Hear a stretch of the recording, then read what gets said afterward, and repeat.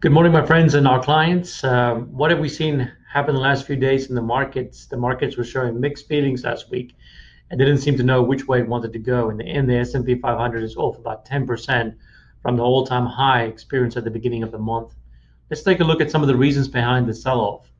Europe is reporting a spike in COVID cases and is talking about a second lockdown.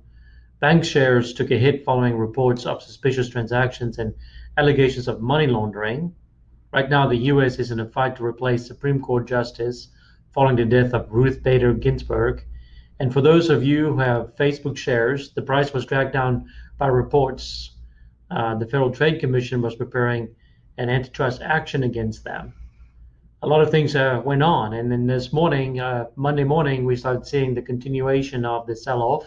And for the day, it looks like the S&Ps are down about another 2%. So I've been preparing you over the last few weeks to not be surprised if we experience more volatility, especially as we're getting closer and closer to the election time.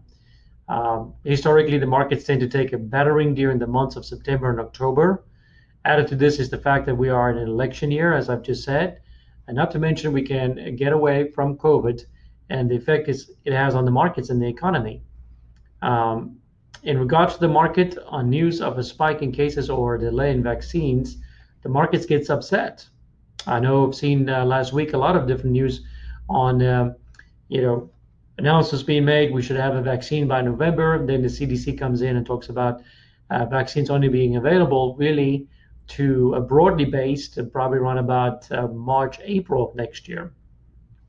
Markets doesn't respond well to this type of news. Obviously, the market's looking for stability and certainty and wants a vaccine out as quick as possible. So in regards to the overall economy, what is the economy doing? Retail sales have been sluggish at best due to the shutdowns. Uh, in contrast, groceries and online retailers have experienced a boost in sales compared to their sales prior to the pandemic.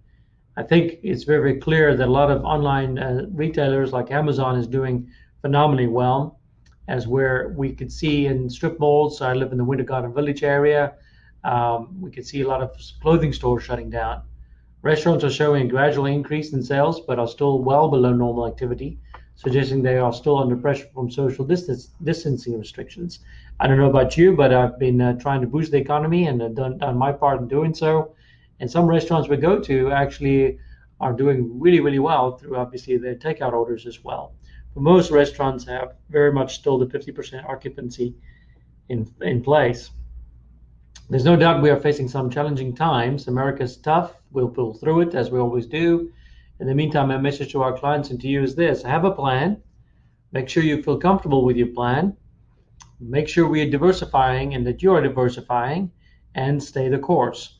It really comes down to the day-to-day uncertainty that we deal with in our profession is tremendous, right? I joke and have a crystal ball in my conference room. I just always says from time to time it's broke, but it's really strategy. It's the strategy that we've implemented in your planning that is helping us give us tremendous confidence that we will get through this.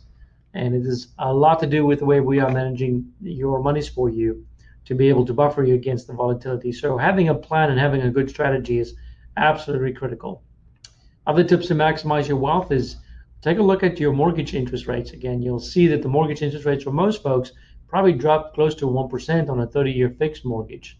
Take a look at that. Let us look at it with you. Do not be lulled or fooled into transitioning to a 15-year mortgage. Normally, the interest rate is even lower, but it's not the best loan for you most of the time.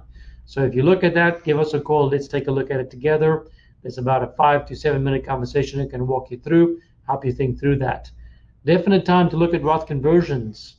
Real definite time to look at Roth conversions. It's pretty clear at this point in time that we most probably going to see a significant increase in income taxes coming forth. We are under the current Trump administration in a low income tax rate environment till 2025, probably the lowest environment we've been in a long, long time. So really, really good time to talk about Roth conversions. It's also very, very important that you have a discussion with us before you try to do that by yourself, or even when you hear people talk about it. Most people do it wrong. So it's a good idea, it's the right idea, but you can very much do it wrong. So give us a call. Let us have a discussion with you on that. So what are we doing going forward? We're continuing to having workshops at Ocean Prime. We're having them this week, Tuesday and Thursday. We're fully booked, but we have an evening next week where we have a flow over evening where we have some spots left. Reach out to Susan, if you will, and we can get you scheduled. We talk a lot about risk reduction, how to manage through this volatility. We share with you some of our secrets as well as income tax planning and why planning is so valuable. So if you want to invite somebody, bring somebody, come on, join us. Please give Susan a call at 407-299-4129. I'll leave you with another quote here, this one from Warren Buffett.